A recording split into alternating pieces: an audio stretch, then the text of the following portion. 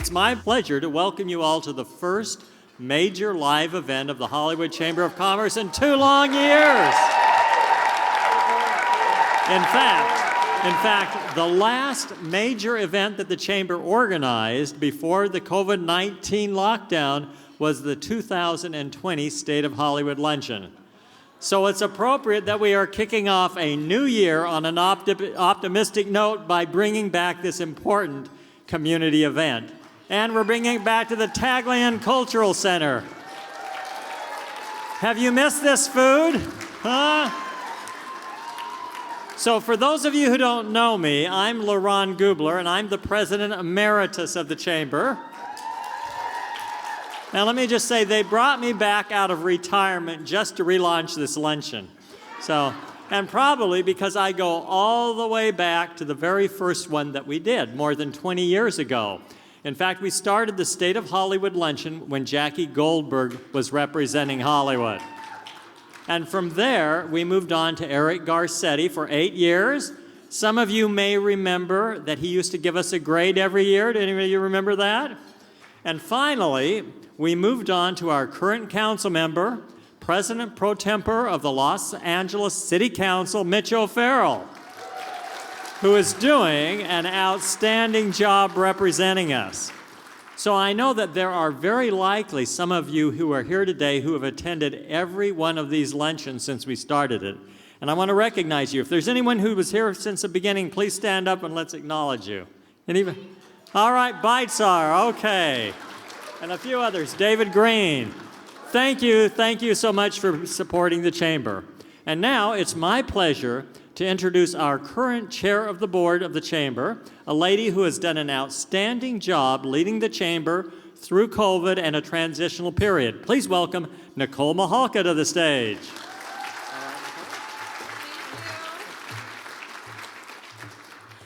Thank you, LaRon. Not only is it great to be back in person here with everyone, but it's nice to see you back at the podium. The other day, LaRon emceed his 300th Walk of Fame ceremony. Before we pulled him out of retirement, thank you, before we pulled him out of retirement to serve as our President Emeritus, he even wrote the book on the Walk of Fame. It's called Walk of Dreams, and it's on Amazon. And I see your wife Audrey's here, and she appreciates the plug because she'd like you to go buy some books so you can go back to retirement. Seriously, though, I do want to give a big shout out to LaRon for his leadership for the past 6 months. We greatly appreciate all of his help during this transition. Don't worry, Audrey, I promise it's just a few more weeks. Well, welcome everyone. It's so exciting to be here at the Taglion. I can tell you that when I had these virtual meetings and Zooms and events, I certainly wasn't eating this well. I'm not cooking this at home, so we appreciate that. As LaRon said, I'm Nicole Mahalka. Many of you know me, but I'm the chair of the board of the Hollywood Chamber of Commerce, and it's a pleasure to be here with you all today for the first time in what feels like forever. As a proud Angelino who is passionate about Hollywood, I feel that today's event is incredibly important as we partner with our elected officials to ensure that Hollywood continues to thrive. We look forward to our council member and President Pro Temp of City Council, Mitch O'Farrell, address the critical issues affecting Hollywood, including homelessness, public safety, and economic development. But before we get to that, let me give a shout out to a few of our VIPs in the audience. Our immediate past chair of the board, Dwayne Gathers. Our incoming chair of the board, Lupita Sanchez Cornejo. Felicia Williams, Commissioner of the Burbank-Glendale-Pasadena Airport Authority. Jamie Kaiser, CEO of the Burbank Chamber of Commerce. Kathleen Rawson, the new CEO only 3 days in of the Hollywood Partnership. And the Honorable Akira Muto, Consul General of Japan in Los Angeles. Ethan Weaver, Deputy City Attorney and Neighborhood Prosecutor for the Hollywood Division. Beidzar Tomasian, who's been here since the beginning of these events from Senator Maria Elena Durazo's office. Maria Luisa Camacho with the 2022 Super Bowl champions, Los Angeles Rams. And we are so proud to welcome the Rams as the newest member of the Hollywood Chamber of Commerce. Last and certainly not least, the staff that is behind the incredible accomplishments of Councilmember O'Farrell. Could I please ask you all to stand up and wave? Stand up. Thank you. Next, I'd like to thank our event sponsors, starting with today's presenting sponsor, Variety. We are thrilled to share the stage with you today. Thank you. And thank you to our friends at Amazon, who are today's platinum level sponsor. Our gold level sponsors include Avelo Airlines, Shaw Hollywood Presbyterian Hospital, Comcast NBC Universal, Kilroy Realty, Nederlander Pantages Theater, Netflix, and Sunset Studios. The rest of our generous sponsors are listed on your program and on the screen behind me, and we thank each and every one of you. An impressive list of supporters. Now onto our program. To introduce our guest of honor, I'd like to bring to the stage Suzanne Alt, Director of Programming and Events at Variety. Thank you, Nicole, for that kind introduction. Variety is proud to be here today as the presenting sponsor of this event. For over 117 years, the passion we've had for Hollywood and our expertise in the entertainment industry has led us to our incredible partnership with the Hollywood Chamber of Commerce. As Nicole said, I am Suzanne Alt, Director of Programming Events at Variety, and I have the pleasure of introducing our keynote speaker, Councilmember Mitch O'Farrell. It's been a while since we've gotten together, so I'd like to give you a little background and freshen your memory about our incredible council member. Mitch has what we call in the industry a true Hollywood story. Growing up in Oklahoma, his father was a Teamster truck driver who would return home with postcards from California. This inspired a lifelong love of Hollywood, and so 40 years ago last month, Mitch moved to the 13th District, to Hollywood, right behind the Roosevelt Hotel, and his heart told him he was home. Mitch's work as a council member is informed by his own life, his own experiences. As someone who moved 10 times by the age of 12, Mitch has incredible compassion for those who suffer from housing instability, and as someone who worked and managed small businesses until he was 41, he understands the struggles of the businesses that are the backbone of this district. His passion for safer communities is what led him into public service. He knew that he couldn't sit and watch what he loved, Hollywood, struggle. So first as a local activist, then as a city staffer, and ultimately as your council member, he has fought to keep what he loves safe. Mitch currently serves as the president pro tempore of the Los Angeles City Council. He also chairs the Energy, Climate Change, Environmental Justice, and the Los Angeles River Committee. That led Mitch to kickstart the local movement, phasing out single-use plastics, and started the Straws on Request ordinance back in 2019. Under Mitch's leadership, Council District 13 is one of the leading districts in affordable housing, production, and in comprehensive housing solutions for people experiencing homelessness. He is focused on protecting the most vulnerable Angelenos through efforts such as his creation of the Safe Sleep Villages and Tiny Home Villages. Standing alone, with his compassion and understanding, Mitch led the effort to clean up Echo Park Lake to make it safe once again for everyone. Over a 3-month,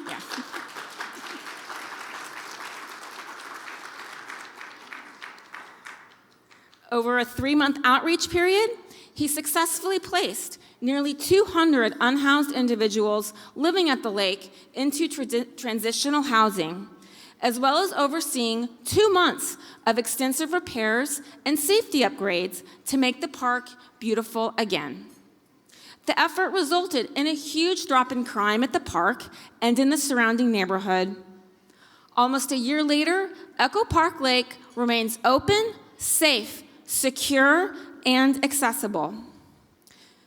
Throughout the COVID crisis, Mitch has done more for his community than should be humanly possible, helping small businesses stay alive, putting food on the tables of those in need, helping approve the nation's strongest moratorium on residential evictions, and ensuring all essential workers receive hazard pay. In Variety's pages, he'd be called a superhero. Ladies and gentlemen, please welcome to the stage our fearless, strategic, and compassionate leader, Councilmember Mitch O'Farrell. Thank you so much, Suzanne, and thank you, LaRon. Thank you, Nicole. Distinguished guests and friends, it's really great to be standing up here again with all of you. Welcome back, Hollywood. We are back.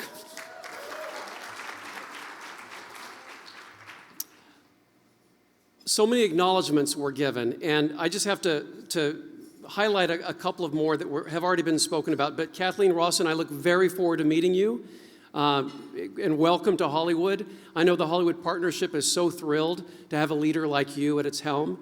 These are exciting times in this community, so welcome. And to Consul General Akira Muto and Japan House, from the Japan House, Yuko Kaifu, so honored that you all are here today as well. And everyone who was mentioned, we have Captain Ray Valois, the new Hollywood Division Captain. Thank you, Captain. I also want to acknowledge the incredible Taglion Center. This is our Hollywood home. So thank you, Taglion, all the wonderful servers who work so hard to make sure that we're taken care of today and fed all of this wonderful, healthy food. Thank you very, very much. Folks, we are still in the midst of an era-defining period affecting the whole world, and only time will tell. Only time will grant us the opportunity to fully comprehend and understand the magnitude of what we are going through. When the pandemic struck 2 years ago, no one currently living had any experience on how to manage what was about to come, and seemingly overnight, the world changed. And here and across the planet, we stared into the abyss. The pandemic has arguably been the largest single consistent disruption to modern life since World War II. Every one of us have been personally and professionally affected, either by the virus itself or the infection of a loved one who has experienced illness or worse. And I bet everyone in this room has lost someone to this pandemic, and let's not forget that. We are all survivors. Think about that for a moment. We all need some level of solace in a world forever changed, but it is slow in coming. And if you're like me, you pivoted early on, adapted, and just kept going. And I think all of you will agree, none of us had any choice but to do so. Considering the last 2 years, let us take stock of the resiliency of this community and everyone in this room.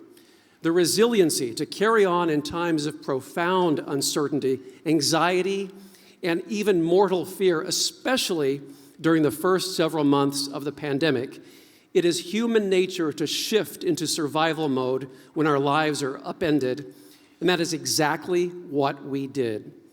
It is precisely that survival instinct that enabled us to adapt and keep going.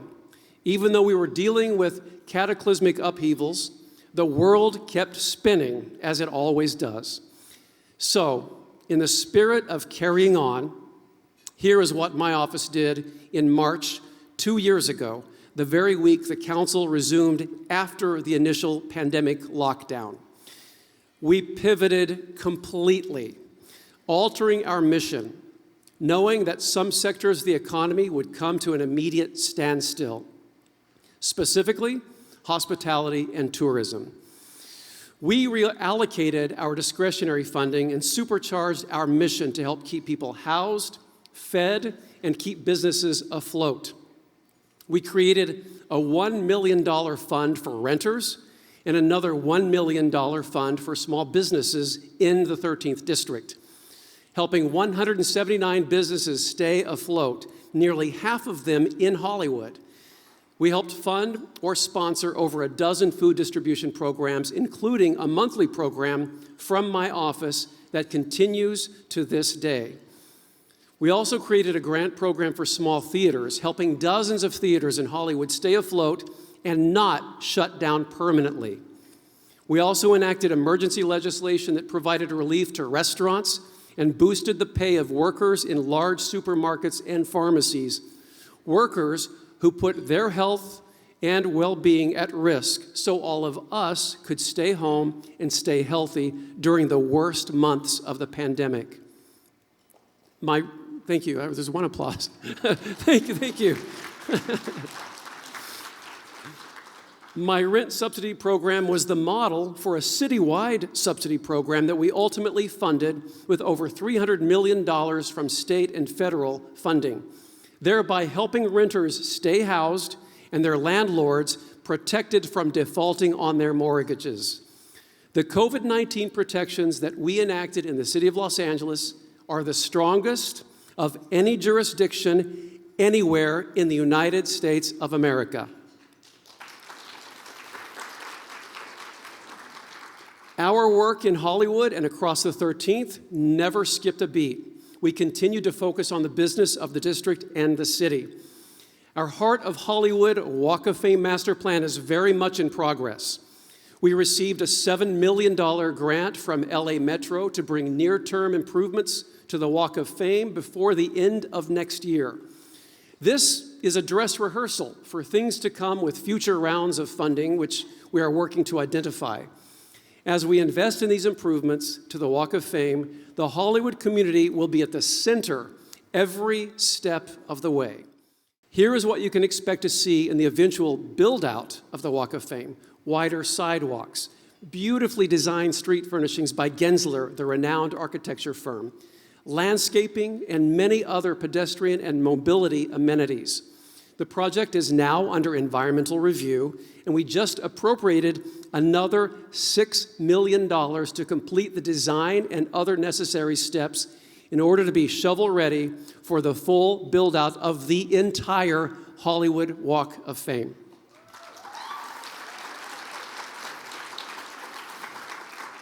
To be crystal clear, we are investing in making Hollywood Boulevard the world-class place we all know it is destined to become. I want to thank everyone who has participated in this journey thus far. We've had 65 open invitation roundtable discussions and counting. Hollywood residents and businesses have always led in creating the vision for the future of our beloved boulevard. Even through the pandemic, we continue to move forward on making Hollywood Boulevard a world-class destination for residents and visitors.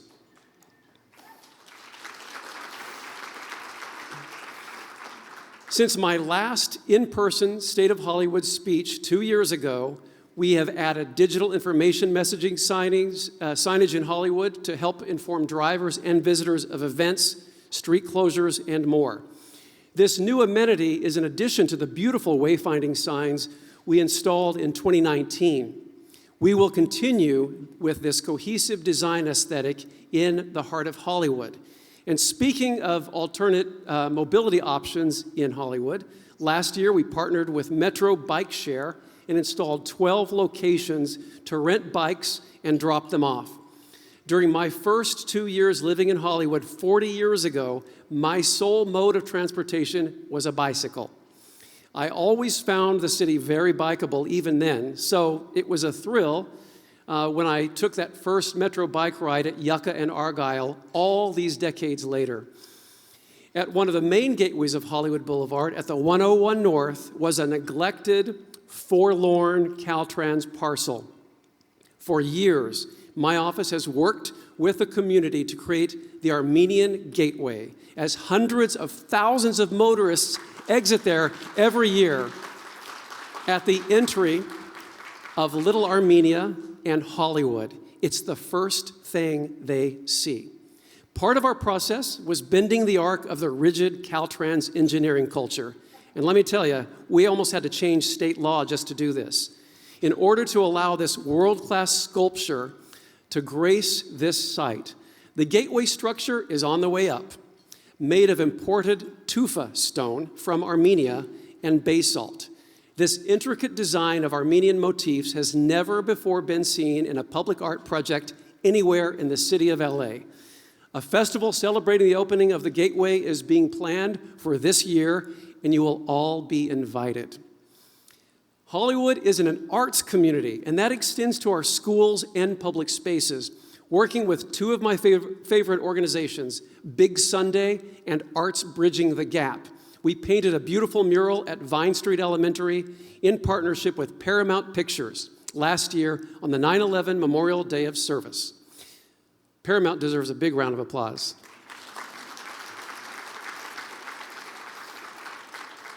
We also completed one of the city's largest murals in East Hollywood at Dayton Heights Elementary School. It covers an entire city block on Clinton at Madison and Westmoreland. The idea came from the community, and the mural concept was created by students and parents at the school. We also piloted a school streets project with our city's Safe Routes to School program in front of the school to allow space for kids to play and walk safely while connecting with mobile libraries before and after school hours. We hope to expand this program here and at other schools in the future. And I'm just going to highlight the great work of George Hakopians, my deputy for East Hollywood,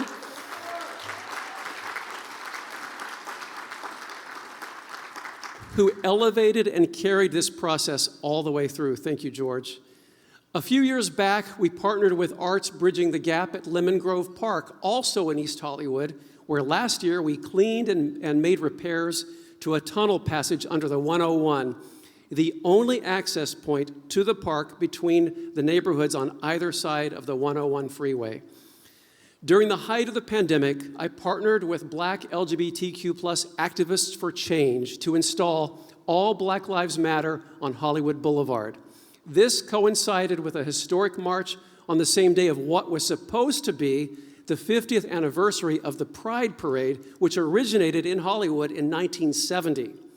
Painted in a beautiful array of colors representing LGBTQ+ communities of color, All Black Lives Matter is a reminder that Hollywood is and always will be an inclusive, welcoming place to all.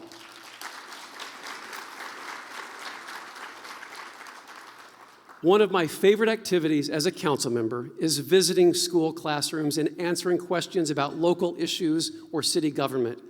We recently renewed my school visits where I gave an Indigenous Peoples Day Q&A at Helen Bernstein High School. The students are brilliant and amazing. And a few weeks back, I visited the Hollywood Schoolhouse, now in the 13th District, and their student body leaders. Hollywood is known also for its fun signature events, and those events have made a comeback too. I finally attended my first ever movie premiere after 8.5 years of being in office. It was about time, right? It was the new adaptation of West Side Story, now up for 7 Academy Awards. And as a former musical theater performer, this was the perfect first-time Hollywood movie premiere for me to attend. And the world will be watching Hollywood again next month when the Academy Awards returns to the Dolby Theater after the pandemic-related hiatus. And I know that Nederlander is in the house. The Hollywood Pantages is back in business too, and so is Hamilton. Another barometer of hope and optimism is the annual Hollywood Christmas Parade. We managed to bring it back between the Delta and Omicron surge windows. Right? It was the best parade yet. Well done, Author Services and all the participants, and one of the best parades in the country. And a special shout out to the Hollywood Police Activities League, who selected 2 wonderful students in their program to ride in a place of honor to hear the crowd cheering them on along the parade route.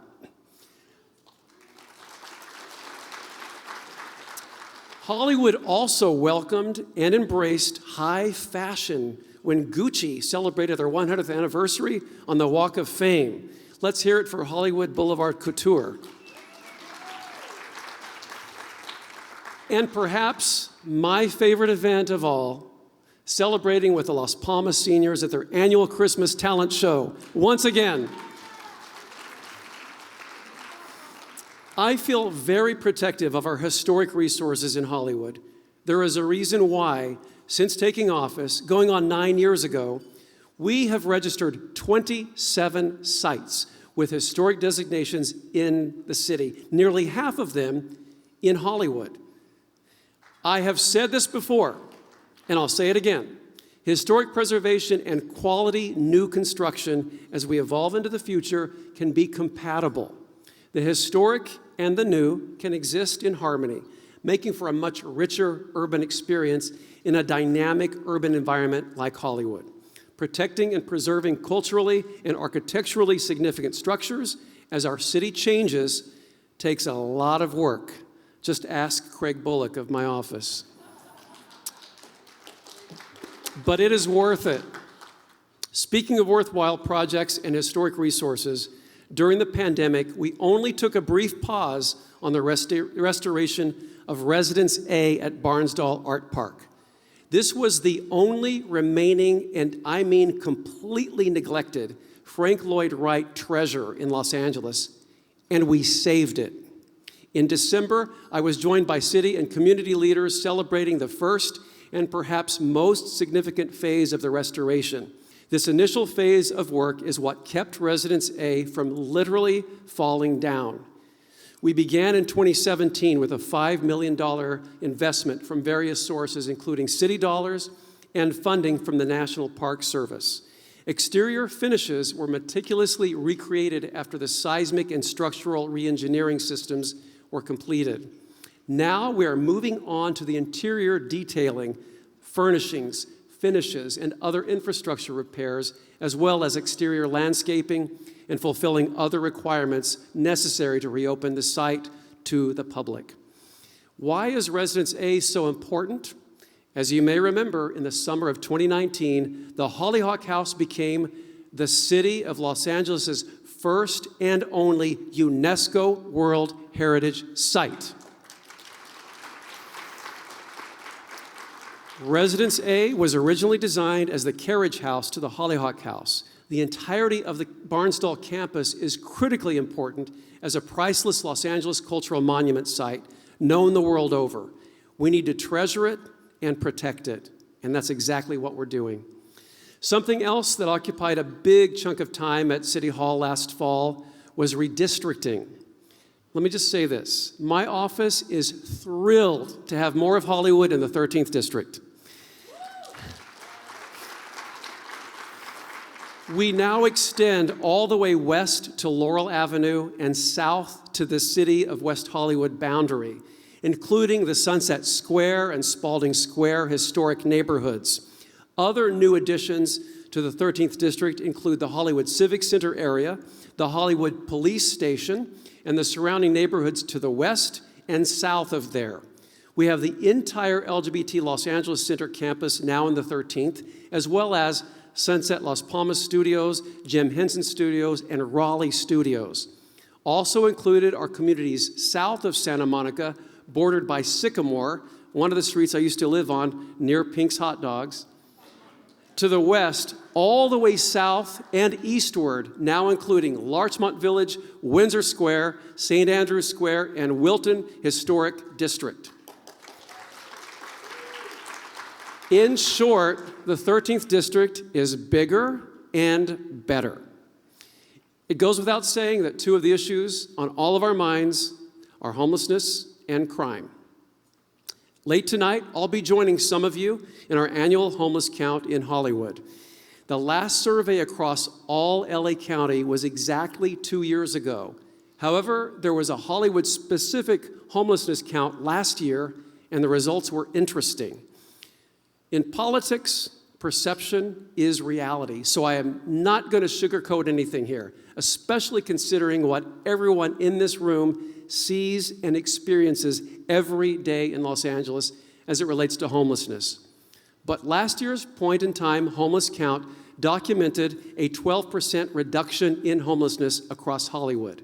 The perception understandably differs, but this provides a window into some successes that we should not overlook and that we should build on.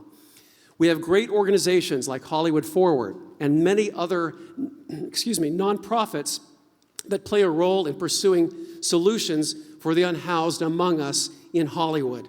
Last year, I brought in an organization called Urban Alchemy to conduct comprehensive street engagement at all of the encampments across the entire 13th District.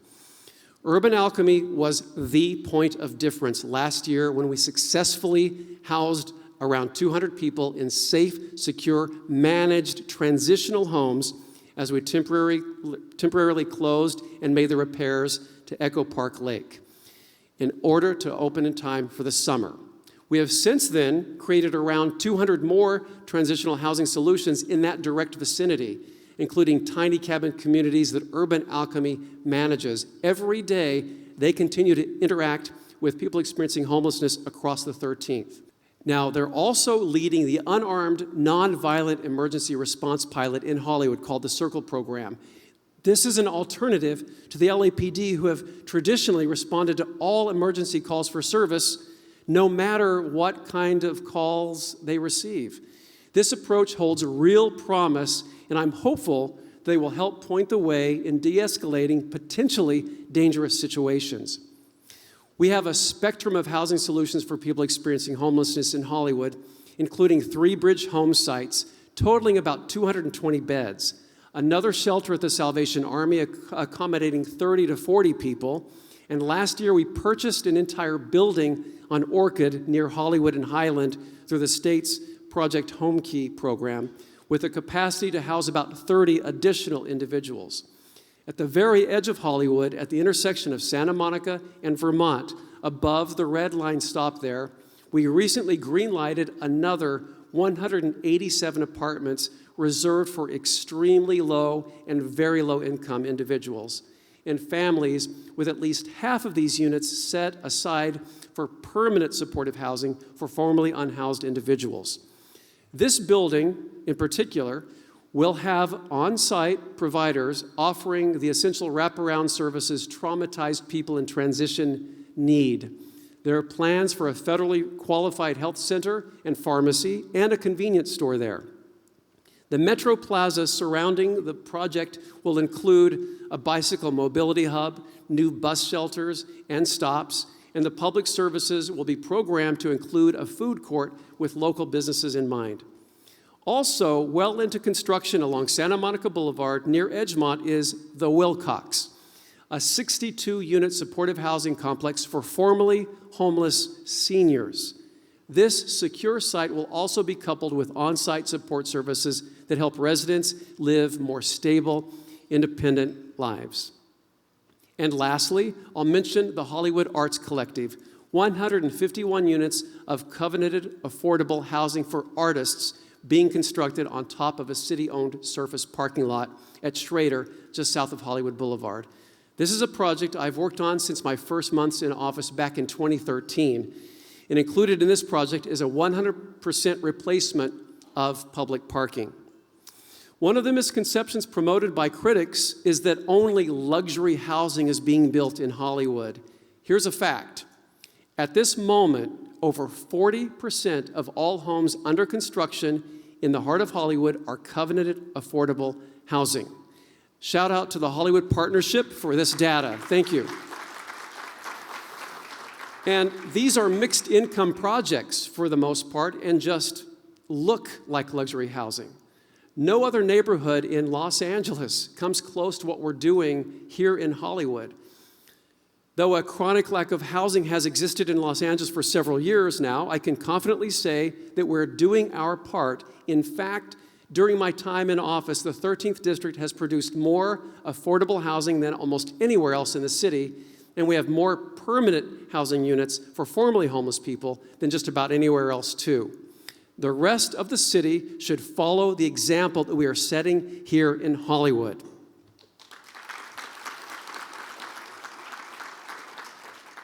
Lastly, we're all aware that crime continues at unacceptable levels across the city. Hollywood is no exception, but I am confident with our new Captain Valois. Thank you, Ray Valois, for stepping in, doing a terrific job at Hollywood Division. Captain Valois and his exceptional women and men of the Hollywood Division, thanks to them, we'll be able to stay the course and bring those numbers down. I have all the confidence in the world. Angelenos understandably have deep anxieties due to what I would describe as a permissive environment where people with bad intentions have the impression they can get away with doing whatever they want. There is no such thing as a victimless crime. We must bring back enhancements in prosecuting hate-related and violent crimes, and we need to ensure that people who assault others or barge in and terrorize innocent workers or store owners, destroy property, and just steal whatever they want are apprehended and held accountable for the harm they cause.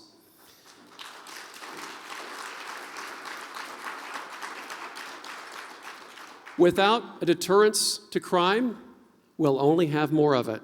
It's as simple as that. The safety of people wherever they live and work is sacred. Without it, there is no quality of life for anyone. So I look forward to continuing working with all of you and city leadership to reclaim the rights everyone has to live safe and free from worry in Los Angeles. Hollywood, we are bouncing back from some extreme challenges on so many fronts, but Los Angeles is resilient, and we will recover from the losses of the last 2 years. Tough times are an opportunity to set the stage for a stronger, better city of the future.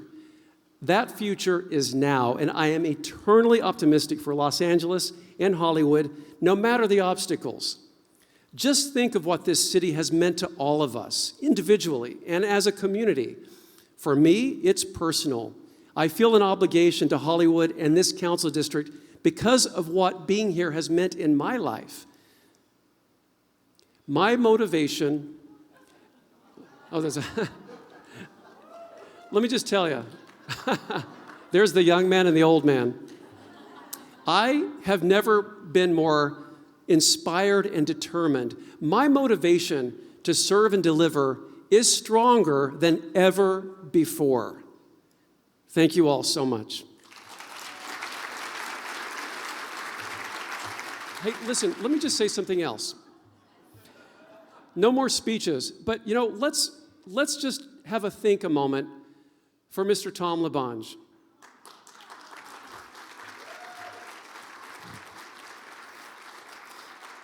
It's hard to believe that we lost him a year ago in January, but don't you all feel his presence in this room? If he were sitting here, he'd have his napkin, he'd be doing this. He would have all of you on your feet. I don't, but Tom had special permission because he was a special guy. He was able to say and do things the rest of us mortals just couldn't, but now he's organizing things up in heaven. So let's have a toast to Mr. Tom LaBonge. All right, I'm done. Thank you all so much. Be safe, be well. God bless Los Angeles. God bless Hollywood. God bless the United States of America.